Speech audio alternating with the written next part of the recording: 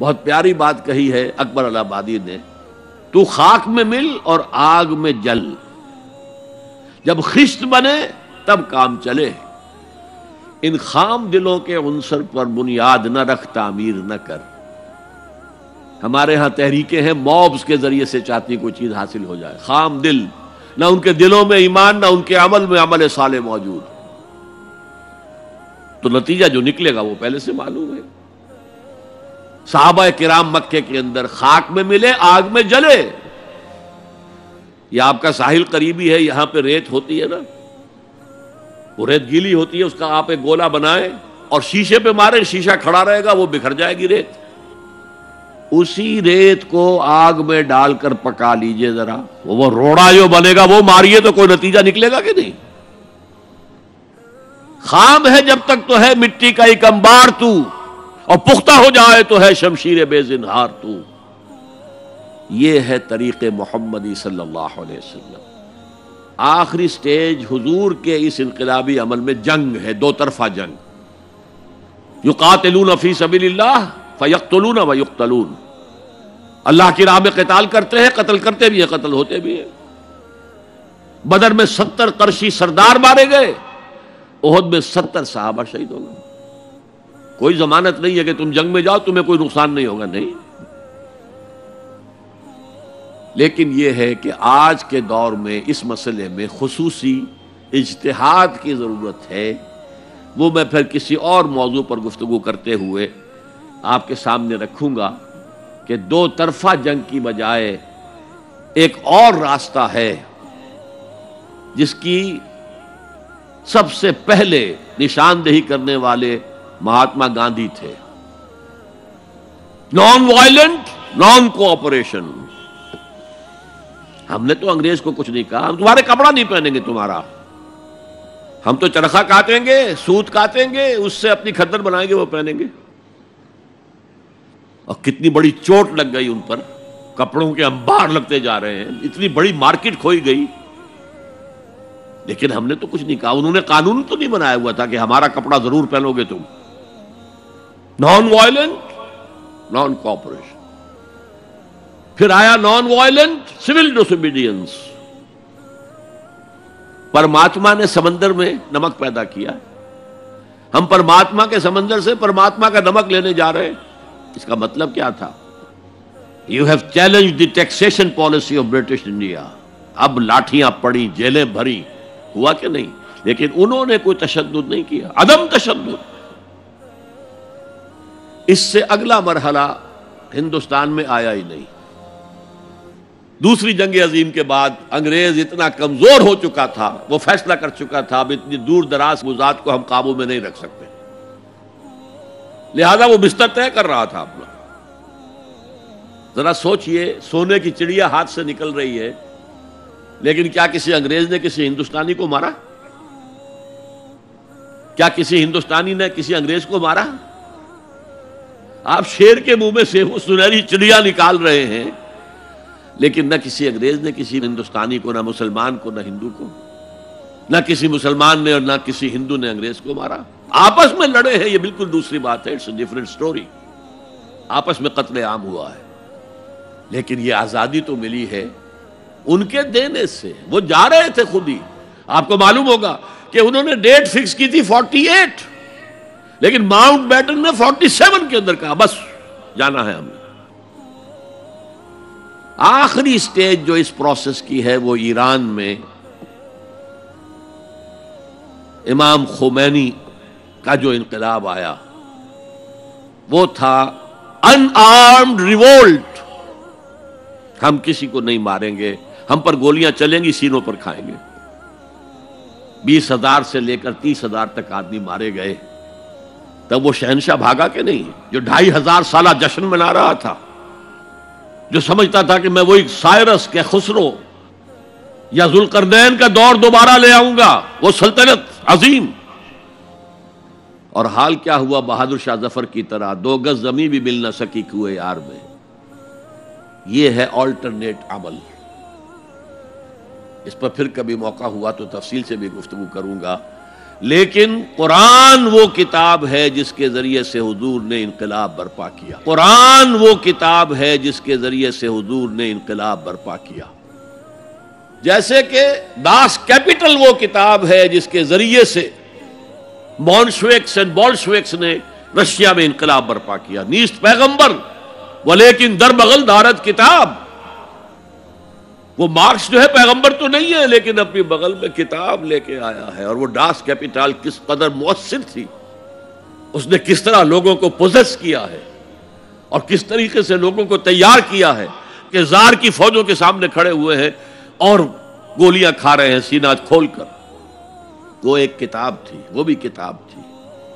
انقلاب روس داس کیپٹل کا نتیجہ ہے اور انقلاب محمدی صلی اللہ علیہ وسلم قرآن مجید کا ذریعہ ہے. یہ ہے اس دور میں نے بتایا کہ سب سے بڑی ضرورت نظام عدل اجتماعی اور اس کو قائم کرنے کا سب سے بڑا ذریعہ قرآن حکیم. میں آپ حضرات کا بہت ہی ممنون ہوں، آپ نے میری خاصی طویل تقریر بڑی توجہ سے سنی ہے. اقول قولی ھذا واستغفر اللہ لی ولکم ولسائر المسلمین والمسلمات. پہلا سوال جو میرے پاس آیا تھا، قرآن اللہ ہی کی کتاب ہے، چند ٹھوس دلائل پیش کریں. اس کے لیے کوئی منطقی دلیل نہیں ہو سکتی. یہ آپ کا باطنی احساس ہوگا. جیسے اگر آپ نے کبھی شکر نہیں چکھی، چینی نہیں چکھی، تو بہت سے لوگ کہہ رہے ہیں کہ یہ میٹھی ہے میٹھی ہے میٹھی ہے میٹھی ہے. آپ زیادہ سے زیادہ یہ کہیں گے کہ بھائی میٹھی ہوگی جب اتنے لوگ کہہ رہے ہیں. جب آپ چکھ لیتے ہیں کہتے ہیں یہ میٹھی ہے، ہوگی نہیں اب ہے. قرآن کو چکھنے سے بات بنے گی. قرآن کو پڑھیں، سمجھیں، غوطہ زنی کریں، پھر آپ کے اندر سے آپ کی روح جو ہے گواہی دے گی یہ اللہ کا کلام ہے. یہ وہیں سے آیا جہاں سے میں آئی ہوں. روح کہاں سے آئی ہے؟ اللہ کے پاس سے آئی ہے، اور یہ کلام بھی وہیں سے آیا ہے. باقی میں نے جو دلائل دیے ہیں، عظیم ترین انقلاب اس کتاب سے آیا. اس سے بڑی دلیل آپ کو کیا چاہیے؟ اس کے لیے چیلنج دیا گیا، کسی نے آج تک جو ہے اس چیلنج کو قبول نہیں کیا. لیکن یہ ساری چیزیں بھی سیکنڈری ہیں. اصل چیزیں یہ چکھیں، پڑھیں اور سمجھیں، گہرائی میں اتریں. اگر دل گواہی دے گا کہ ہے، جو میری روح کا پیدا کرنے والا ہے وہی اس کلام کا متکلم ہے، تو اصل ثبوت آپ کو ملے گا. ایک اور سوال سامنے آیا ہے. ایک فیاض الدین صاحب ہیں جو بایو کیمسٹ ہیں. وہ سوال کر رہے ہیں کہ لوح محفوظ پر روشنی ڈالیں. یہ آیات متشابہات میں سے ہیں جس کی حقیقت کو ہم یہاں نہیں سمجھ سکتے. لوح محفوظ کیا ہے، وہ کتاب کون سی ہے؟ انہ لفی ام الکتاب لدینا لعلی حکیم. لوح محفوظ کتاب مکنون، اس کو تو جو قرآن نے بتا دیا غیب کے معاملات، اس میں اتنے ہی پر ہمیں رہنا چاہیے. اگر اس کی مزید کوئی شرح کریں گے اپنی طرف سے، یا تو حضور کی طرف سے کوئی بات آ جاتی تو پھر آمنا و صدقنا، اگر نہیں ہے تو پھر اسی اجمال پر اکتفا کیجئے. آیات متشابہات کی کھود کرید میں سورہ آل عمران میں کہا گیا فتنہ پیدا ہو جاتا ہے. سلیم اختر صاحب پوچھ رہے ہیں جو ملازمت پیشہ ہیں، غیر مسلم کو قرآن شریف دے سکتے ہیں یا نہیں؟ بالکل دے سکتے ہیں، چونکہ تبلیغ کے لیے ظاہر ہے کہ ہم اگر قرآن پڑھیں گے تو ہم وضو کریں گے، قبلہ رخ ہو کر بیٹھیں گے، پورے آداب کے ساتھ پڑھیں گے. لیکن اگر غیر مسلموں کو آپ نہیں دیں گے تو مسلمان کیسے بنائیں گے؟ اس لیے کوئی حرج نہیں ہے اس کے اندر. ایک سوال سید عابد اسماعیل صاحب جو کمپیوٹر انجینئر ہیں، میں ایک ایک سوال آپ کے سامنے رکھتا ہوں. پہلی چیز تو یہ ہے کہ آپ پوچھ رہے ہیں کہ آج کل ہم جیسے پڑھے لکھے ان پڑھوں کو مندرجہ بالا ایشوز پر مس گائیڈ کرتے ہیں. مثلاً قرآن میں کہیں بھی شراب حرام نہیں ہے، مندرجہ ذیل لکھنا چاہیے، مندرجہ بالا لکھا ہے. قرآن مجید میں صاف کہا گیا فَاجْتَنِبُوهُ فَهَلْ أَنْتُمْ مُنْتَهُونَ. سب سے پہلے سورہ بقرہ میں آیت آئی یسألونک عن الخمر والمیسر. قل فیہما اسم کبیر و منافع للناس و اسمہما اکبر من نفعہما. اس شراب میں، جوئے میں، یہ پوچھ رہے ہیں ان کو بتا دو کہ ان میں بہت بڑا گناہ ہے لیکن کچھ فوائد بھی ہیں. چستی آ جاتی ہے شراب پی کر، تھوڑی شراب پی جائے چستی آ جائے گی، لیکن ان کا گناہ جو ہے وہ بہت بڑا ہے اس فائدے کے نسبت سے. بہت سے لوگوں نے اسی آیت کے اوپر چھوڑ دی شراب.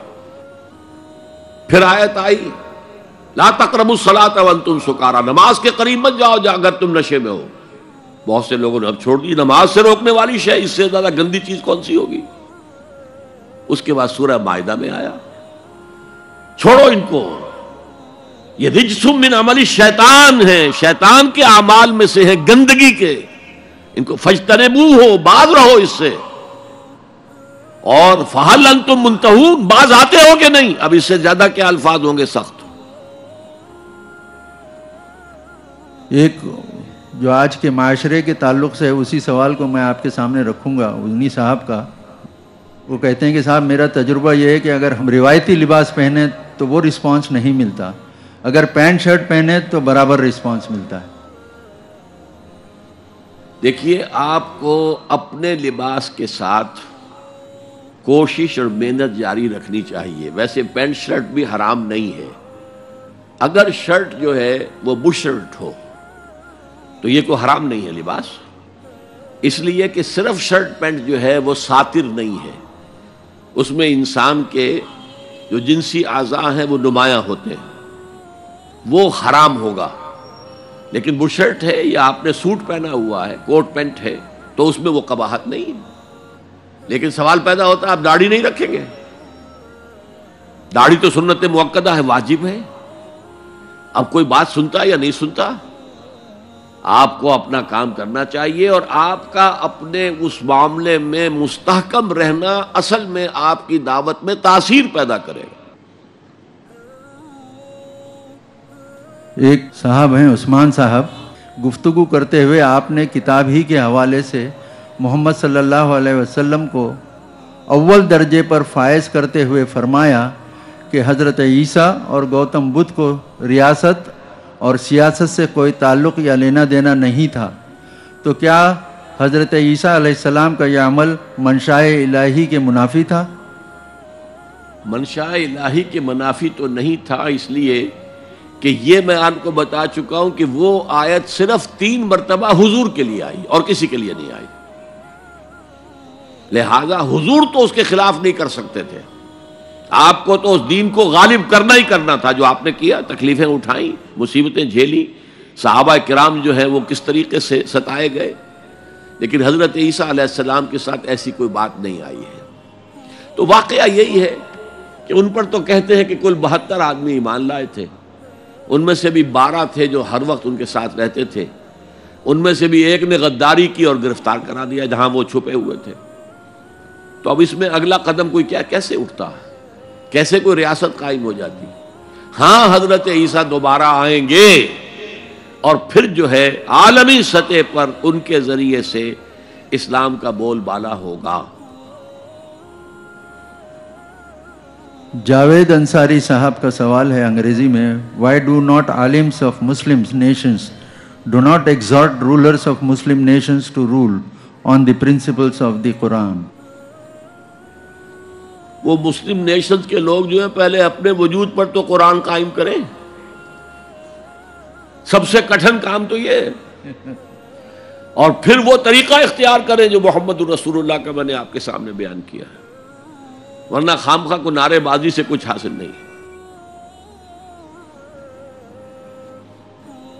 ایک سوال امتیاز خان صاحب کا ہے، یہ بھی انگریزی میں ہے. Honorable respected Dr. Israr Ahmad Sahab, sir, as you mentioned in your letter, in your talk, the basic concept of Quran is only to be understood by the people whose mother tongue is Arabic.